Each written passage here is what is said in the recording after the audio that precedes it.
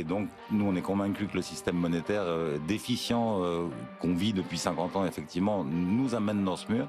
Et on a toujours dit, nous, que le plan B ne prendrait pas d'ampleur si le plan A, c'est-à-dire si le système financier traditionnel, le système monétaire fiat fonctionnait bien, il fonctionne de plus en plus mal. C'est ce qui fait qu'on voit la valeur du Bitcoin monter et on voit des gens comme le patron de BlackRock commencer à réaliser maintenant la proposition de valeur de Bitcoin comme plan B et éventuellement l'arrivée d'un nouvel étalon monétaire. Oui. Nous, on voit depuis des années, mais voilà, ça commence à s'imposer, même aux yeux de l'ultra-financier qui est le patron de BlackRock. Larry Fink, qui dit effectivement que les États-Unis pourraient perdre leur statut de leader économique mondial. Il dit aussi que les actifs numériques vont révolutionner la finance, les actifs financiers. Il parle d'ETF, il parle de tokenisation. En quoi c'est important qu'il ait dit ça il y a quelques jours, Larry Fink ?